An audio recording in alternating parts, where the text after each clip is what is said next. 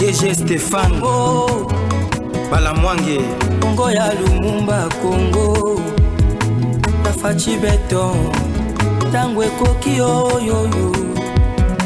Tango yangoyo ekoki Tolanda kango Papa Stéphane Balamwange Oyeye.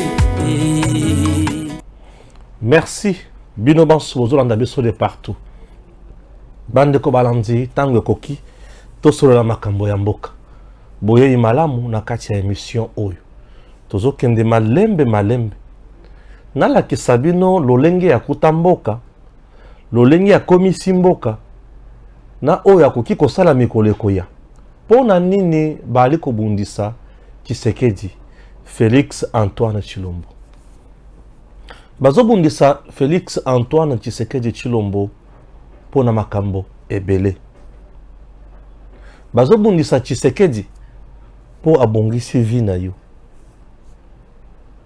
bazobundisa Tshisekedi po azobatela yo bazobundisa Tshisekedi po azobatela bamama oyo bazali baveuve bazobundisa Tshisekedi po azali kobatela bana oyo bazali ba orphelin bazobundisa Tshisekedi po azali kobatela lupango batu bakata eternité makambo oyo bali kobundisa Tshisekedi yango wana banani oyo bazobundisa Tshisekedi Ambongo Katumbi Matata Mukwege Delice Sanga batu oyo bali kobundisa Tshisekedi bazali banani nini basala na mboka oyo bandeko nanga balandi zala na kimia oyoka makambo malembe tokotanga batu oyo makambo oyo bango basala pe totanga makambo oyo Tshisekedi asala totala ete na bango nyonso nani abongi kozala mokonzi ya Congo na yebisaki bino na kobanda kosala émission avec une méthode. C'est la méthode comparative dans le temps et dans l'espace. Pour être toyeba malamu pe koyeba kopona. Mutu oyo bali kobundisa azali mutu oyo asimbio na maboko. Papa, maman, tango ekoki, RDC, eyeba bayini, eyeba batu oyo bakoki kosalisa yango. Mais na yambo to kota na mozindo ya makambo nyonso wana toyeba ete Datacol azali pona kosunga ba candidat bazala na réputation ya malamu yo pe oyeba batu nini esengeli opona tolanda na Datacol. Voici comment identifier un bon candidat député, sénateur et président. Les choix de vote sont cruciaux, mais il est parfois difficile de donner sa confiance à des candidats que l'on ne connaît pas. Pour plus de sécurité, un seul mot d'ordre. Élisez uniquement les personnes figurant sur Datacol. Je répète, vous êtes électeur. Élisez uniquement les personnes figurant sur Datacol. Vous trouverez les bons candidats de tous les partis politiques sur Datacol. Ils représentent les bons citoyens, les citoyens honnêtes et compétents qui vont lutter pour vos valeurs. Déjà plus de 40 millions d'électeurs présents dans toute la République vérifieront la présence de leurs candidats sur le site Datacol. Pourquoi pas vous ?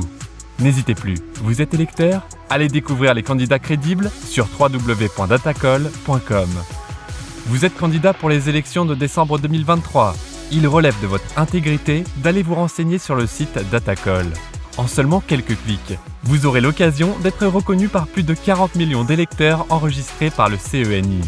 N'hésitez plus à nous envoyer un mail en mentionnant votre prénom, votre numéro de candidat et votre parti politique.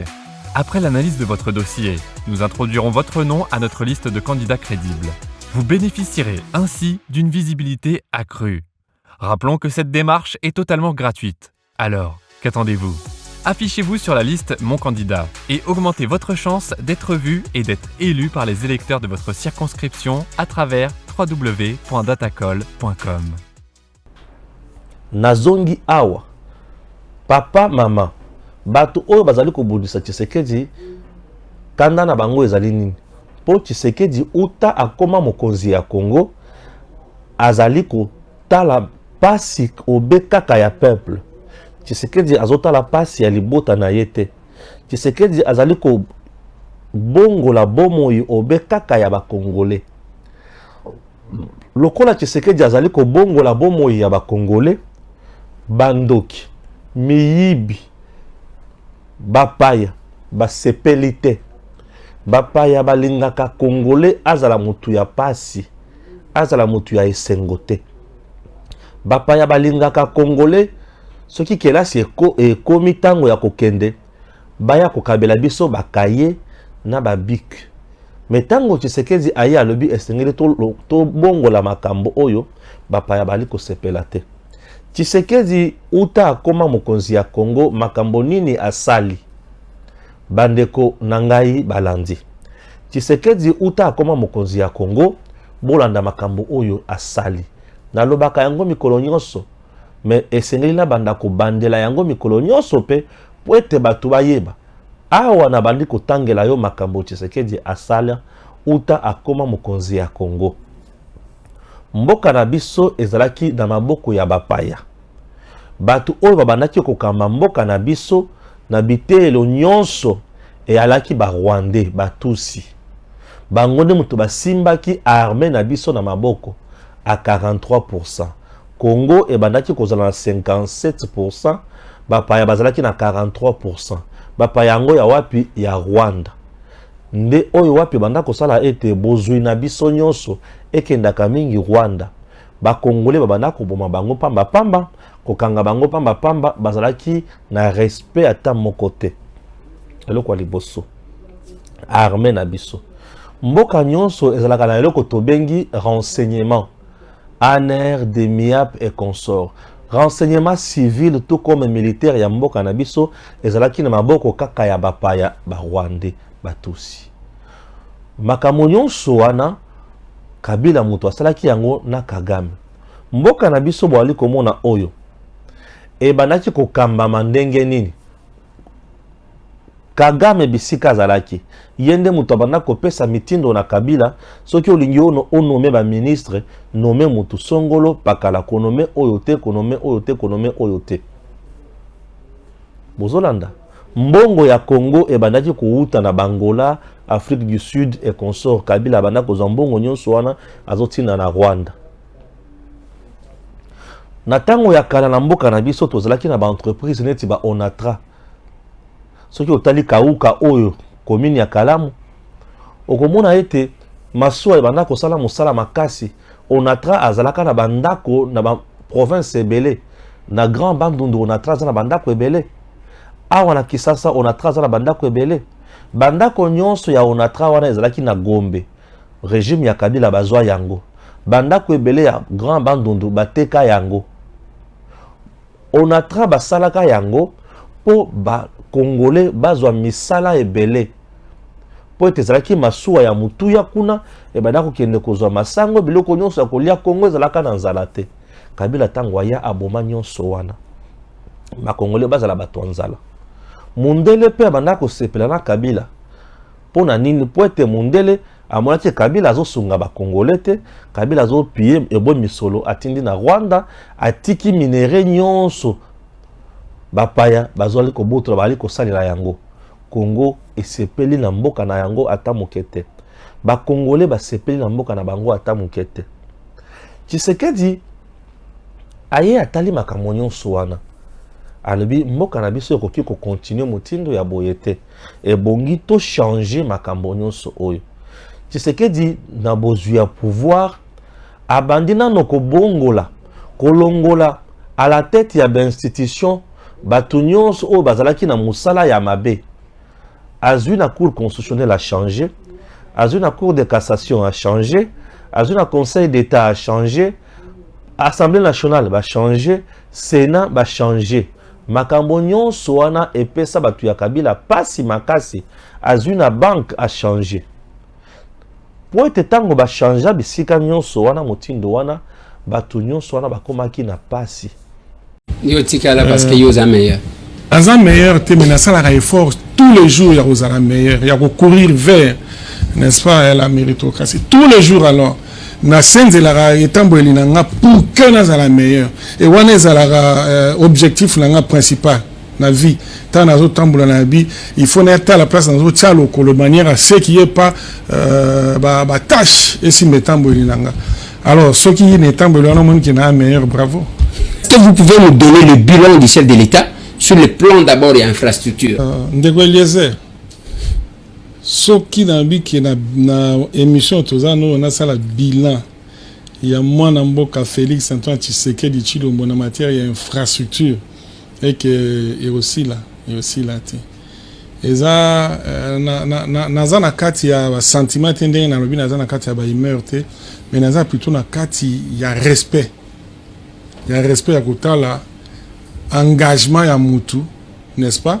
Oyo au lendemain à prise ya pouvoir à lobi na yé pour na sali la Congo. À sali la Congo, je me souviens encore dans une émission dans l'Obage Pan de Konomo, on a lobi Félix Tshisekedi azana bolingo ya Congo na bolingo ba Congolais. Souci na ezali batunyo surtout baya basangana na elongo to sala pona kobongisa Congo. Mais ba oyo ba komona ngo kezali veut moko ya impuissance to faiblesse à kolakisa bango kaza chef de l'État. Eh ben vous vous souvenez encore na discours il y a 6 minutes oyo Aboumara Libala wana est constitué par pesanteur rebelle pour akoka kolakisa de quoi il était capable. Donc, il n'a travaillé véritablement que n'a 2 ans et demi. Mais c'est que Félix Tshisekedi Asali n'a 2 ans et demi, ni Mobutu n'a 32 ans, ni Kabila, père et fils, n'a 22 ans, Masala Kiango. Ngana Zoé Bisayo, j'ai travaillé à l'époque, il y a Kabila Mouzena, Kabila père comme entrepreneur. Et non le moindre Namboka Oyo, je sais de quoi je parle. Pour nous avec un secteur et infrastructure. Je suis en train de voir ce que le président Félix Tshisekedi a fait. Vous voyez bien que dans le règne du président Félix Tshisekedi, Tokuta va contrat Moussou César a signé à l'époque il y a Kabila. Hein? Ils ont traîné déjà 10 ans, 15 ans d'existence à contrat. Bambongo, Moussou César Liama Nango, mais à ta Congo, il n'y a pas de bêta dans la bébé ou bêta. Et maintenant, Félix Tshisekedi, il y a eu des projets qu'on a signés pendant qu'il est là au pouvoir. 24 mois après, on a inauguré Kazumbale Salukangaba. Je parle de 24 mois avec un linéaire Moko qui avoisine les 150 km. Vous comprenez?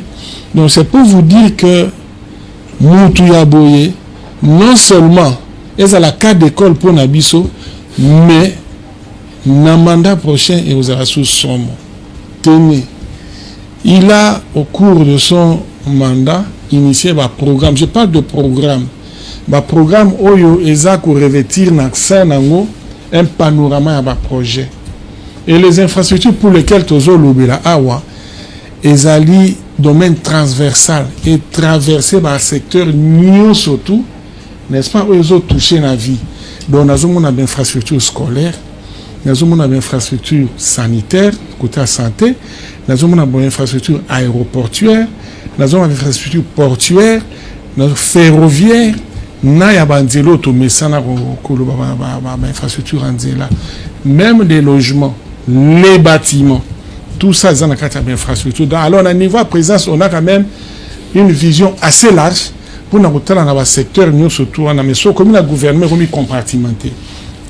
Et je peux vous dire, ce programme, il y a PDL 145 territoires, inédit, Banda Congo, Zala Congo, au Mona, au-delà de ce qu'on peut considérer comme des faiblesses. Parce que moi, je vous parle en tant que Saint-Thomas, témoin oculaire, et au Yemoazo tia misapina, et na pota, yesupo na royeba, ah, basali, tsogi, ah, basali, tenepso, ah, basali, te pour na problème, boy. Ah, basali, pour na boy. Et ce que nous avons PDL 145, bazo pe sabilo non seulement ba école, bazo pe sabilo non seulement ba centre de santé, bazo pe sabilo non seulement ba forage, bazo pe sabilo na ba bâtiment administratif ya ba territoire au banda Congo za Congo na fanda na bâtiment te na bureau te asala musala na sanzete. Ça c'est avec Félix Tshisekedi. Bazo tali la bino na ba route de cette agricole maintenant on vient de libérer. Makamupo na ba route de cette agricole et pour permettre yo mutote na bumba omoni masango ndenge zo pour la maman moni pasi pona osala masango wana mais azana nzela ko komisa mote kaka na centre bumba pour quitter na ebale na fleuve za à côté oyo ezali yango fleuve oyo ezali pena autoroute oyo nzambe apesa biso mais tokuta yango bazosalela yango te sikoyo tongi tobanda koyekola kosalela yango donc ekiti mpo eya kokitisa eya kobunda bitumba kokitisa pri ya masango awa lokola bino nyonso bobosana kolia masango ya bumba na loso ya bumba bokoma kaka bato basemule euti Chine euti bisika boye mais Félix Tshisekedi aza na posa azongisela bino ndenge tozalaka kala omemi masango na moulin oko niki oyo lambi olie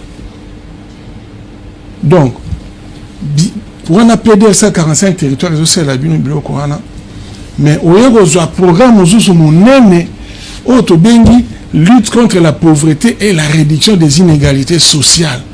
Ça veut dire qu'un président qui réfléchit pour son peuple et qui dit Nakuti, ba inégalité eza ebele, pauvreté ezali accentuée, exacerbée na kati ya mboka. Mais qu'est-ce que je dois faire pour nous réduire en gros? Alors bien, à ça qu'on éradiquer, mais volonté à qu'on réduire en gros. C'est-à-dire il met en place un programme qui réfléchit sur la réduction. Il y a une inégalité sociale. Aux hommes, il y a effort. Il y a l'élo, avec les policiers, attends-moi un franc. Avec les soldats, attends-moi un franc. Avec les fonctionnaires, attends-moi un franc. Azolité, à manifester volonté à tout le liboso. Attends, non? Pour lutter contre l'inégalité sociale, pour réduire la pauvreté. Qu'est-ce qu'il faut faire? On réfléchit par rapport à ça et on met un panorama de projets qui reprend pratiquement, n'est-ce pas si vous voulez, les mêmes entreprises que autres ça là, n'a qu'à y a PDL 145 territoires. Alors, si on a bien une infrastructure, on peut tout dire. Mais il y a des aéroports où au bout, il y a eu 2 ans, et repassé. Dans le standing, il y a l'aéroport national, peu comme l'aéroport international. Déjà sur papier, Zali, Missou sur Zali déjà en chantier, et Missou sur Banda Karate. Baport, n'en parlons pas, tout rapport est à la souté. Mais nous sommes sur de vastes projets. Je parle de projets qui ont une programmation et une planification. Il y a à revoir, on a dit qu'on mettre en état comme modernisant, Kobanda Kisangani, Ozo Kitati, Kinshasa. Où il y a permettre l'embarcation et Kostaka aisément, et à Kostaka aisément. Les routes, n'en parlons pas. Tobanira na banana, tous on a une colonne vertébrale, il y a RDC, RN1. Tobandina on a banana.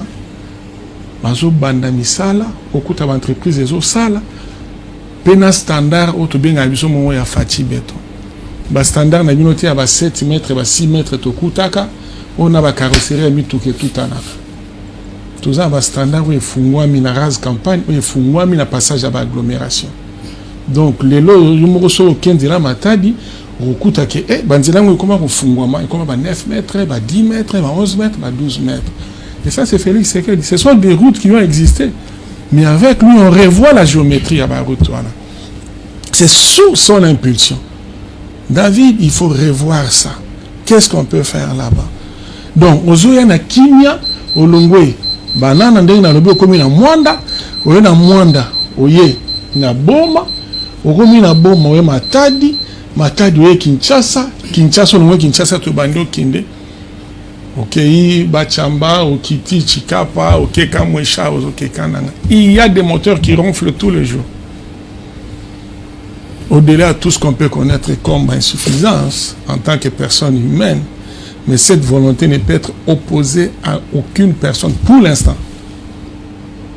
Je ne suis pas en train de faire ma chapelet de bonnes intentions, mais je vais savoir que je suis ok, caméra nayo.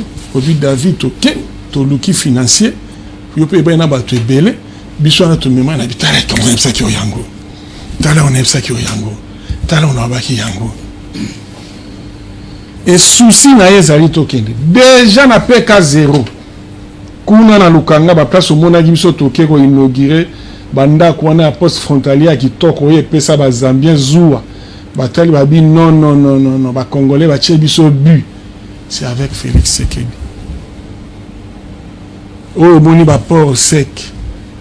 oyo kuti ba système si ya sika ya péage ozo rouler na nzela biso ku tozo critiquer na nzela mais batoko ya bino bazo batoko lia fufuata na nzela mais biso ba technicien toza trop regardant trop exigeant to bisinate ah il faut bandela il faut tout ça la campagne de réflexion pour tozo mona ma ba faiblesse za na nzela soki olingi ozala pouvoir na maboko na yo pouvoir ekende liboso esengeli ozala la maîtrise ya pouvoir économique ozala la maîtrise ya pouvoir politique ozala la maîtrise ya pouvoir militaire ozala la maîtrise ya diplomatie. Tshisekedi sur le plan diplomatique ameki kosala mboka na biso ezonga bisika nyonso oyo ekoki kokota bapaya nyonso bamboka ebele oyo esi epesaki Congo Mokongo ezongaki na Congo. Sur le plan diplomatique Tshisekedi aye kosala lisusu sur le plan ya armée. Armée na mboka na biso ezalaki kaka ya ba milice eloko tobengi ba nani oyo mixage na brassage alongoli biloko nyonso wana abandi ko recruter ba jeune azui pouvoir militaire. Sur le plan économique Tshisekedi abandi ko bengisa bato baya pona koluka ko investir na Congo abandi ko changer ba contrat na ba mboka ebele. Na tango Kabila neti ba chinois bayokana kana Kabila basala misala na Congo Kabila pesa bango minéré mais bango ba pesa ka misolo wana batu ya Kabila ba chiango na mabenga na bango na Kabila yemoko. Tshisekedi alibite boyete to changer ba bongoli makambo nyonso wana misolo wana ekomi kokota na mboka. Sur le plan économique Tshisekedi Tshilombo Félix Antoine asali ete bilenge ya Congo babanda ko sala misala babanda ko créer pe ba entreprise pour ete bana bandinga mususu bazwa misala. Asali mingi te mais asali eloko quand même ya mutuya akita na ba entreprise ebele ya ba chinois ba indien aloka ayeba bana Congo bafuta makandenge nini. Tshisekedi asali makambo nyonso wana bande konanga balandi. Tshisekedi asuki wana te akoti sikoyo na kotonga Congo alobi Congo ezali munene makasi pona kotonga yango esengeli na province nyonso na territoire nyonso kotonga eloko. Congo na biso bo ali komona ezali na 26 provinces. Sur 26 provinces toza au moins na 145 territoires. Territoire nyonso ezalaka composé na ba chefferie ba groupement ba village bozolanda. Alors ezami 6 bisika to uta mboka na biso. Tshisekedi alobi esengeli ko banda kotonga Congo uta wana komata nango nyonso po territoire eza 5 na province ko 6 to 7 soki ba territoire nyonso wana ezali kotongama elingi koloba ete province wana ekomi kitoko. Tala lokola bato bazaka na France akolungwa na ville oyo ake na ville mususu alongwe na province ake na province mususu kimia province oyo lokola oyo lokola oyo lokola epa ya mindele ba province wana ezalaka kitoko epa na biso pe ba province wana ezalaka mabe. Soki oza na Congo central okomi mona ondre oza na Chikapa, soki oza na Chikapa okomi mona oza na Kasumbalesa, soki oza na Kasumbalesa okomi mona ondre oza na Congo central. Ba province na biso ezaka na elongi moko ya mabe ya pasi. Tshisekedi alobi te to bongola esaleli abandi ko changer yango bomoni programme na ya 145 territoires na ba province nyonso na ba territoire nyonso ba village ba chefferie ba groupement bali kotonga nini ba centre de santé bali kotonga ba clinique bali kotonga ba école ba collège ba terrain ya football bali kotonga biloko ya motindo wana ba bâtiment administratif bomoni ezali biloko oyo depuis 1960 esale makate na mboka oyo tango bali kotonga motindo wana ezolakisake ba province na biso nyonso kosala nini ekotombwama. Tshisekedi tango ali kosala biloko wana mondele azosepela te bolandi mondele azosepela te badongolo miso nyonso bazosepela te makambo Tshisekedi ali kosala wana ezali pona peuple. Tshisekedi yazotala kaka peuple oyo nasalela ye nini atali bana ya Congo bali ko souffrir mingi bali ko kende kelasi malamu te abandi ko te ko tongela bango bekol Mundele azali ko sepela te Tshisekedi atali bana ya Congo bazali konyokoma na nini mingi lotiliki na mai abandi ko bunda pona ko pesa bango makambo wana Mundele ali ko sepela te Tshisekedi alobi bana ya Congo bazali ba papa na Congo bazana bana ebele esengeli to futaka bango pe salaire ya malamu abandi ko matisa salaire ya malamu Mundele azo sepela te Tshisekedi atali na Congo alobi me Congo ezali munene esengeli to luka lolenge nini ya kobanda kotonga banzela oyo ezo sangisa Congo ba province na ba province Mundele ali ko sepela te Mundele asali par tous les moyens Mundele azali na poto sikoyo awa na Congo Mundele a recruta ba congolais mususu ba congolais wana ba zumi solo bazali financé na ba ONGD bazali financé na ba structure ya mindele e ba congolais wana ba zumi solo ba bengisi ba congolais mususu bani ko kabela bango misolo ba pusi bango pembeni na bango musala na bango ekomi ya koluka kobebisa sango ya Tshisekedi kolakisa ete ke makambo Tshisekedi azali kosala ezali mabe botu na ngai nano to bino bo ya no la ngai bandeko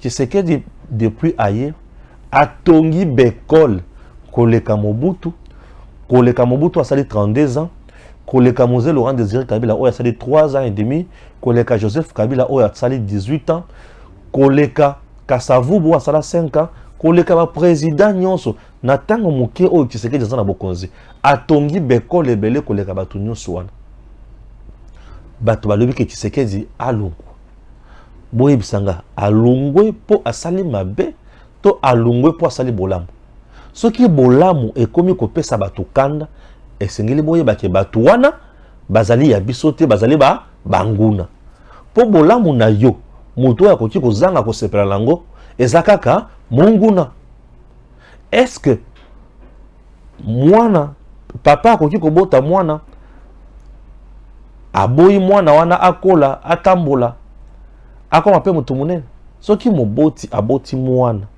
aboyi mwana wana atambola aboyi mwana wana akoma mutu munene elingi koloba ke moboti wana za nani ndoki bongo te tala sikoyo bandoki oyo Mundele azwa na bowumbu na musala akomisa bango ba leader na Congo po babanda kosalela ye musala soki bango bakomi bakonzi Mundele azwaka bozu ya Congo batelemi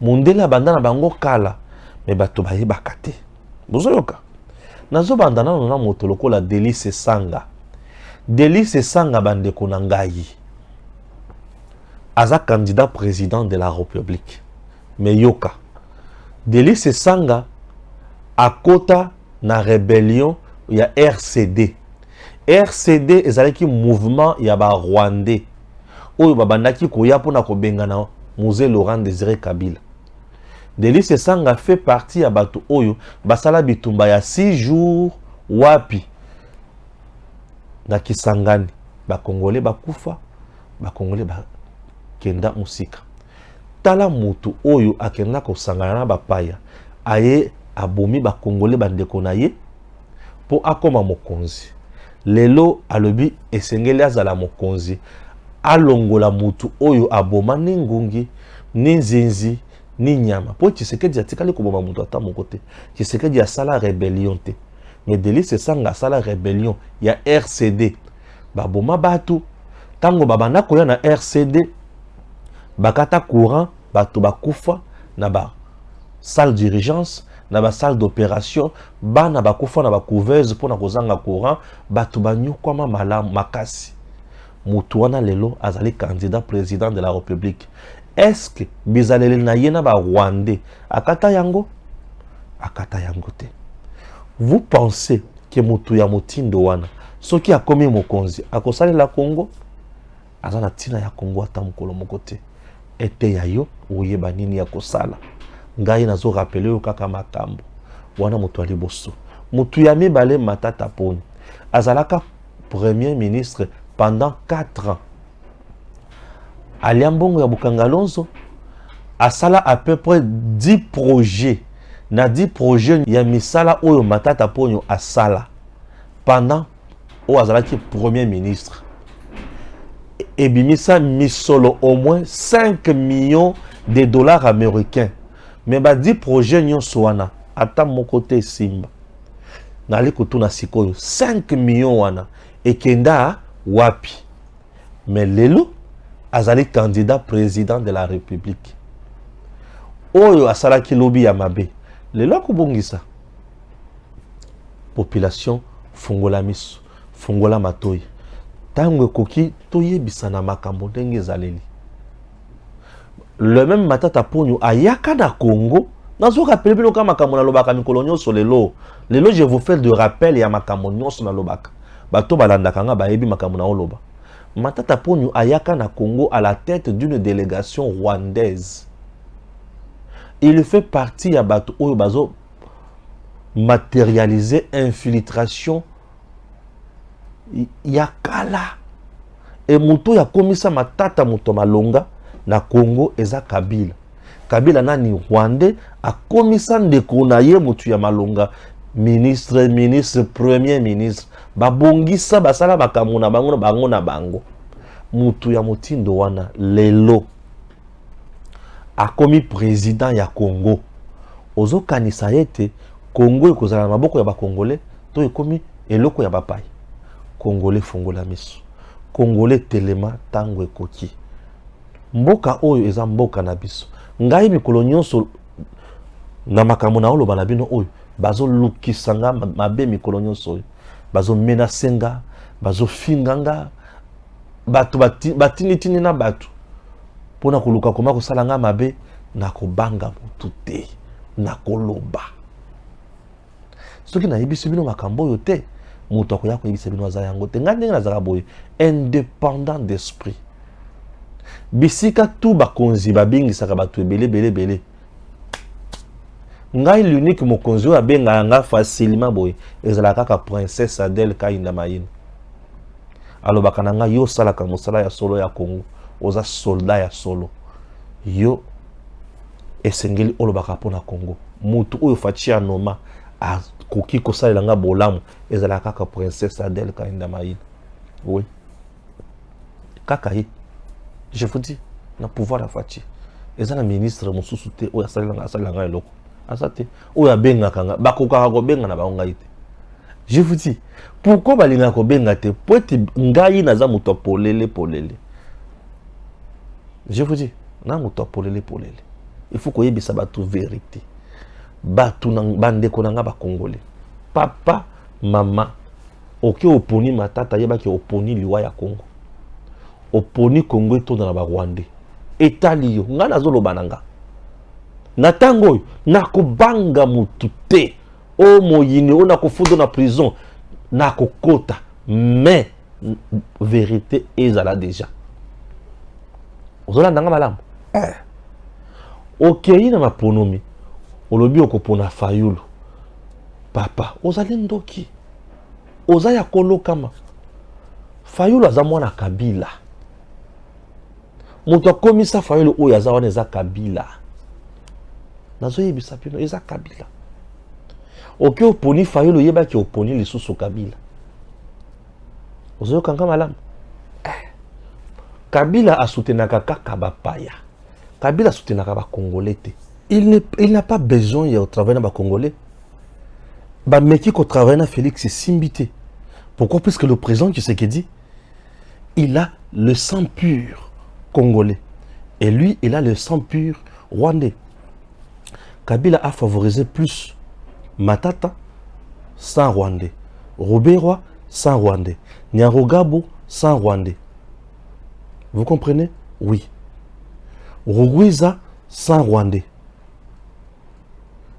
Bomoni batu Kabila favorisa mingi. Ye batu oya ye azo province ya Kabakata ya monene apesana ni Katumbi sans ambiance juif. Donc il n'a pas besoin ya ba Congolais. Azo dire Kab le tout puissant ya Kabila c'est Moilanya. Sans naye et ils ont un doute makasi ya Congo. Vous voyez un peu ce qui n'a tiki Fayoulou, chers compatriotes, aux yeux Katumbi, Tomata, Tokita, Cour constitutionnelle Ndima et Boya, Katumbi c'est un étranger. Maman naye azali zambienne. Papa naye azali juif. Battre patrouiller histoire, battre patrouiller yangote azali mupaya. Azali mupaya. La preuve en est que il n'a jamais travaillé pour le Congo. Makambwana il faut toye bisabino yango kolonyonso. Azali mupaya. Katumbi azali mupaya. Atikala ata mukolo moko te ko travailler pour na Congo. Ti. Et ça la politique mon côté oyo Katumbi asala et songi ba congolais. Ezati. Oyo yaye nyonso asala. Eza soit e bomisi ba congolais, a piller ba congolais, a bloquer ba congolais, a freiner ba congolais, a komi mutombongo pe akeli bosso. Ye malamu akabela ka ba congolais. Batu ya pasi, ba yemba kaye, ba komisa kaye. Basanzola kaye et biso Congo tozala kaka batu ya pasi jusque quand congolais okozala muumbu ya bapaya na mabele na yo kino mukoloni ni yo congolais mama papa elenge okozala kaka muumbu ya bapaya na mabele na yo mupaya zali mupaya asuka na veranda, asuka na salon, ceux qui ont cotisé na salon. Mais chambre ezali po na yo, moi si na yo na bana na yo. Mupaya azana esika na chambre te. Chambre po na Congo ezali lokola présidence. Lolenge nini okomi kondima mupaya koma président ya mboka na yo. Ezala kawapi. Soki bamboka na biso ba village. Po moto akoma nkumu ya mboka toyebi ke oyo azali na lignée ancestrale, lignée royale, yende prince, yende princesse, yende mokitani ya roi boye, yende sengeli azala mokonzi awa. Toali kotosa makambo wana malamu na village. Mais tozwi siko ebakata ya mboka. Tolobi mupaya akoma mokonzi ya mboka. Village totosi, memboka to sondoli na makolo. Est-ce que toali kokanisa malamu? Papa, mama, tango ekoki. Uta akota na bokonzi. Félix Antoine Tshisekedi Tshilombo abomi Congolais te. Ayibi biloko ya Congo te. Abomi ba entreprise ya Congo te. Abengani kutu batu na Congo te. Tshisekedi uta akoma mokonzi abomi Congo te, ayibi Congolais iloko te, abomi Congolais te, abengani Congolais la mboka na ye te, mais abundeli Congo.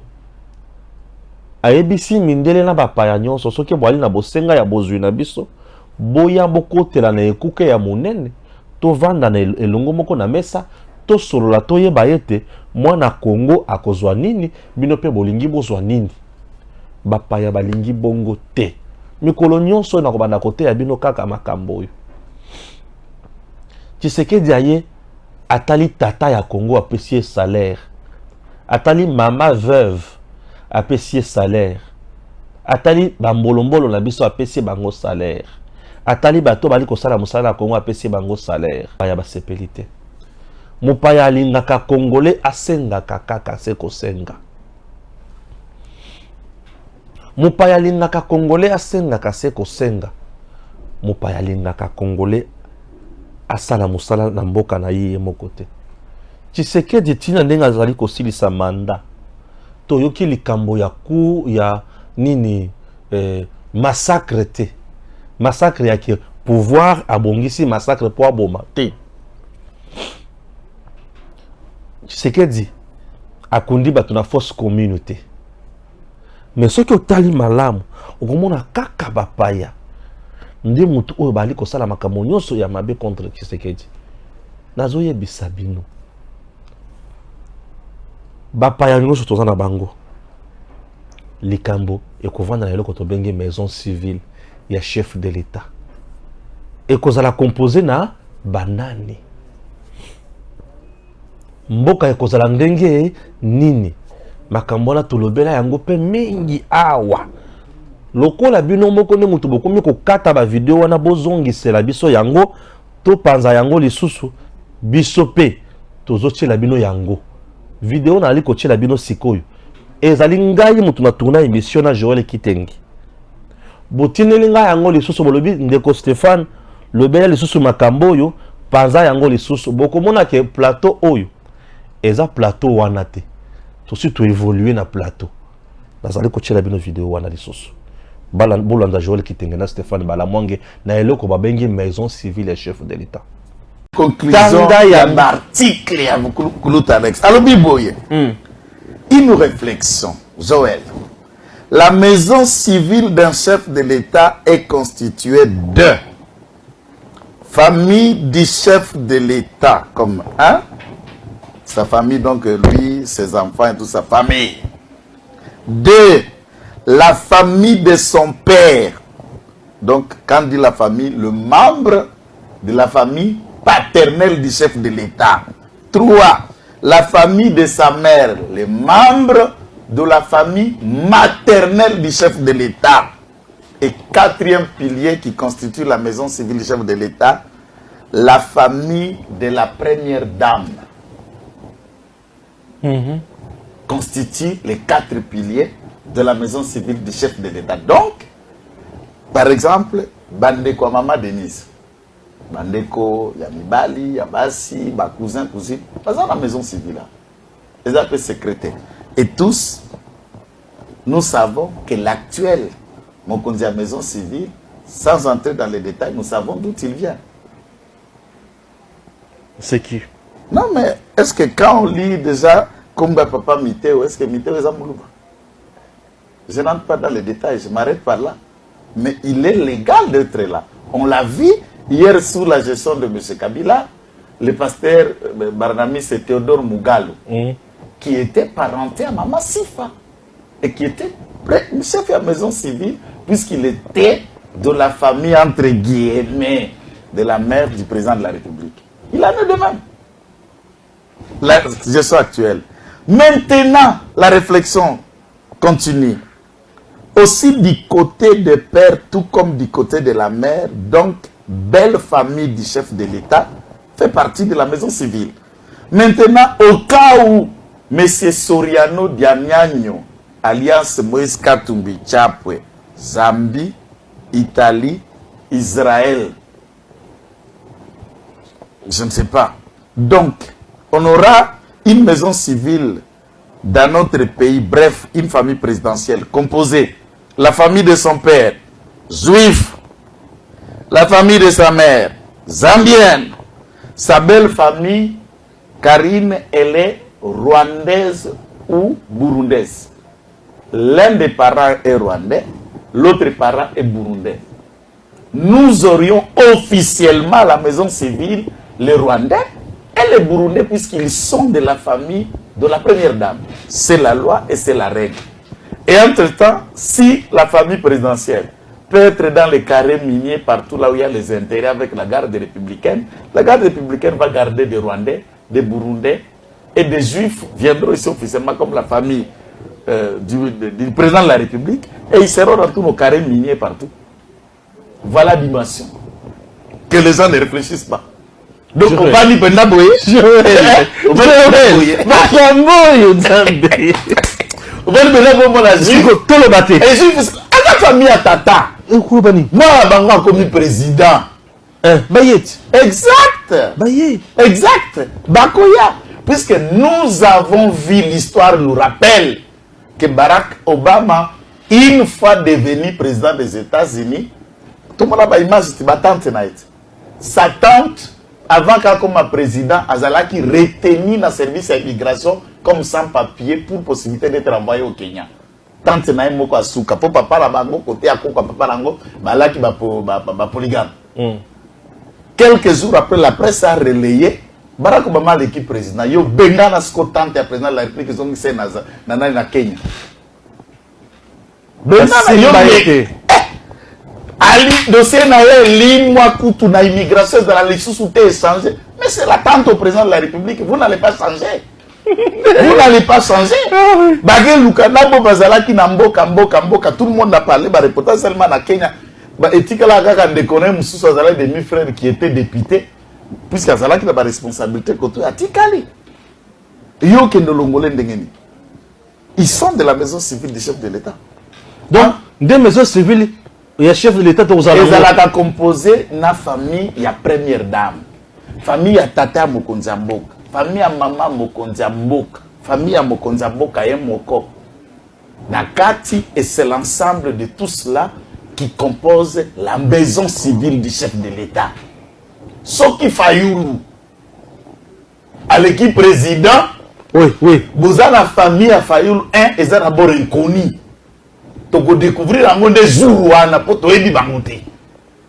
Deuxième élément, Bakamati va Camerounais, puisque sa femme, là on connaît au moins qu'elle est camerounaise officielle. Elle-même qui l'a dit, bah, au côté va Camerounais, n'a qu'à la maison civile du chef de l'État, puisqu'ils sont de la famille du première dame, et un membre de la famille du première dame peut diriger la maison civile. Donc un Camerounais peut devenir chef de la maison civile du chef de l'État au Congo. Et yoka dimension ya motumazo na makambo ba kozwa burundais ou rwandais na compte ya masi ya Katumbi a commissaire pour la maison civile. Et il aura l'impact aussi sur mais sur le yoko simbeni c'est la famille présidentielle papa tozo yenga na yo na ba province ba wapi quand il y a un membre il y a maison civile yo nani yo service nini c'est la règle. Et siko tango rwandais a commis intouchable Burundi a commission intouchable. Tolongi infiltration sikoyo ndengeni puisque tu officialisé en sommet. Donc nous préparons nous-mêmes la balkanisation. Na yebisio le jour où Katumbi sera président. Likambo oyo ya Noël ça likambo na batata oyo. Bolandi na banzi. Makambo toloba yango kala. Nano kutu ba valider candidature ya Katumbi te. Toloba déjà makambo. Awa ba valider candidature na ye. Bolobi nini? Tango koki dekona ngai mupaya kotikala jamais akotikala jamais kosalela yo bolamu oyo ndeko na yo kosalela yo mupaya zali ndeke ayaka pona kozwa pe kokende mendeko na yo azali soso akolia abimi muke azongi tala bilembo ya bapaya na mboka na biso Katumbi azali na kashamata Kashobwe, Kabila azali na Kashamata. Kabila azali na Kingakati. Katumbi azali na Mashamba. Kabila azali na Ferme Espoir. Bazana biloko oyo bango basaleli Congo te oyo pesi bango nyonso bazwi. Batu ya motindo wana bakoki komema mboka ekende wapi? Congolais fongola miso. Fongola matoi, yoka malamu, mona malamu, yeba nini sengeli usala. Ozo yina Tshisekedi pamba. Ozo yina Tshisekedi pamba. Non, régime pe Tshisekedi batu bayibi misolo mingi. Yaya, moyibi aza moyibi, akotika la moyibi. Mais Tshisekedi aza moyibi te, akotika la pe moyibi te. Yoka nga malamu. Mokonzi moko te asalaka musala ye moko. Mokonzi nyonso asalaka misala na batu. Me batu oyo bayaka zinga ya mikonzi. Nde mutu oyo bazalaka malamu pe mabe. Me Kabila na batu nyonso na uti kotangela bino oyo. Batu mabe. Makambo nyonso ya mabe na uti kotanga bino nyonso awa. Et salemi na tango Kabila za mokonzi ya mabe ya bato nyonso o na otanga oyo. Kabila ye moko buto mabe na bato abanda ko sala na bango bato mabe. Mais Tshisekedi mutu malamu bato ali ko sala na bango bambuma ya malamu baza pe mbuma ya mabe ezali. Mais botala malamu tango ekoki RDC tango yesu tovandaka awa na Joel Kitenge bambuma ya mabe tolobelaka bango te tolobelaka mbuma ya mabe awa pena la kisa kabino ke oyo azambuma ya mabe o azambuma malamu o azambuma ya mabe o azambuma malamu tobangaka bango te elingi ko la kisa ke bambuma ya mabe basali bitumba oyo kosala ete Tshisekedi asilisa bambuma ya mabe Kongo etikala ya solo ya bonsomi ya batu oyo bakenda sango ya malamu ezali nini po bitumba wana esila esengeli sasa yipi bopesa ye manda ya mibale na manda ya liboso Tshisekedi ali abandaki kobunda na biloko mibale oyo Tshisekedi tango akomi président ya RDC akuti batu na système. Le système ezalaki ensemble ya ba réalité, ya ba réseau, ya biloko ya mabe. Bato abikaka na biloko ya mabe wana. E bongaki na no Tshisekedi abuka bikeko ya mabe wana. Soki abuki yango malamu, abuki esili. Esengeli sikoyo atala lolenge nini ya kocha système ya malamu oyo ekoya na réseau mafiete mais ekoya na réseau ya bato bali kotala intérêt ya bato pona kobuka bikeko ya mabe wana et Tshisekedi asali boy. Imagine Tshisekedi na mandat na ya liboso 1 azobuka système ya mabe bikeko ya mabe. 2 il faut assailler la mbala moko lisusu peuple bolamu peut-être nzungu ya salité esengeli sokola yango po olambela yango lisusu omoni te ke tango ezozwa mebele eza différent na mutu oyo akoti nzungu mbala moko ya propre azwi kaka passe mwa mai muke atie mbala moko na moto abandi kolamba mais tango okoya po onika nzungu ya salité obandi konika yango esengeli osomba savon oluka mai onika malamu onika etela tango ali konika wana ezali ngonga ezali kokendeti nde omona ngonga oyo alekisa na 2 ans mobimba na FCC cash siko tango akomi na ngonga na ye ya malamu ya kosalela mboka pendant 3 ans malamu nde bomoni abandi kobimisa mbumu mais batu mabe wana baza kaka pour réseau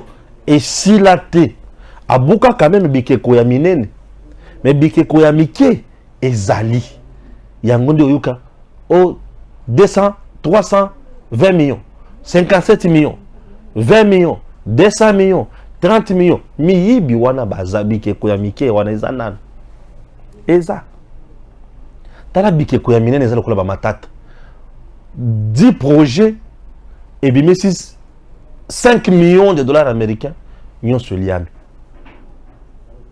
5 millions à peu près 5 milliards plutôt nyon soliami au moins c'est pour vous montrer que les 10 projets j'ai mis ça 5 milliards au lieu à 5 millions je me suis trompé il y a 5 milliards et qu'il n'y a pas ma tête mutu non to sana nini pasi na mtema Tshisekedi s'est battu nous lui les côtiers et il se bat toujours tous les jours ici pour na battre ba vivre comme madame batu mususu oyo baza wana pona koboma Tshisekedi lisusu ko kotisa kaka ba bâton dans les roues bato to sobenga basali ya nzambe ambongo ezana bato bakomi mukanda mulayi pona kofunda mbongo bazo réclamer bokangami ya mbongo il faut arrêter ambongo c'est quelqu'un qu'il faut amener devant la justice au niveau du Vatican. Permettez-moi de rendre grâce à l'Éternel Dieu Tout-Puissant par son Fils unique, notre Seigneur Jésus-Christ, qui a permis de nous réunir ces jours et j'implore sa présence pour le bon déroulement des travaux de ces assises dont les résultats attendus consolideront ceux obtenus lors des précédentes qui progressivement assainissent les finances de la SNEL et de la Régie des eaux lourdement plombées par le non-paiement par l'État des factures de la consommation d'eau et d'électricité des instances officielles et ayant droit. Votre présence, particulièrement celle de mon collègue, ainsi que de celui des autres des entreprises, à cette cérémonie témoigne sans nul doute de l'intérêt que vous avez accordé à cette problématique. Nous savons et le vivons tous combien celle-ci est préoccupante pour le gouvernement de la République qui, sous le leadership clairvoyant de son Excellence Monsieur Jean-Michel Sama Lukonde d'une part, et sous l'impulsion de son Excellence Monsieur Félix Antoine Tshisekedi Tshilombo, président de la République, chef de l'État, en lui rendant mes hommages les plus déférents, d'autre part, a mis sur pied un ambitieux programme dont la démarche fondamentale vise la maximisation des recettes de nos deux sociétés en vue de leur performance. Ainsi, elles seront à mesure de combler l'énorme défi en eau et électricité de nos populations.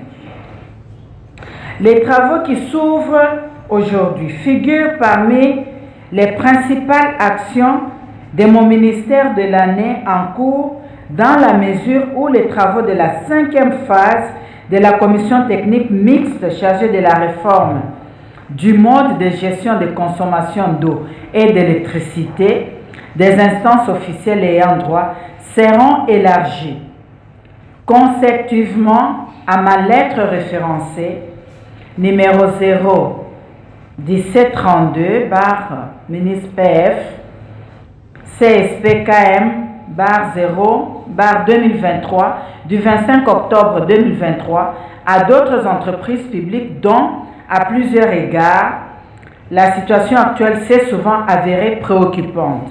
Je cite Kobil SA, Kadeko SA, Onatra SA, Sokimo, RVA, CVM, GECAMIN, SNCC, un établissement public, l'OCC. Ces travaux évalueront les niveaux d'exécution des recommandations des précédentes phases, dont ceux de la 4e phase qui avait été clôturée le 6 juillet 2022 par son Excellence Monsieur le Premier ministre, chef du gouvernement, et approfondiront l'examen de la problématique afin d'améliorer le résultat déjà obtenu et de formuler de nouvelles recommandations susceptibles de parfaire cette mission d'une grande importance pour notre pays. Sur ce, je déclare ouverte la 5e phase des travaux de la commission technique mixte chargée de la réforme du mode de gestion de consommation d'eau et d'électricité des instances officielles ayant droit. Je vous remercie. DG Stéphane Balamwange Congo ya Lumumba Congo Tafachi Beton Tango ekoki oyoyo Tango angoyo ekoki Tolanda kango Papa Stéphane Balamwange Oh yeah yeah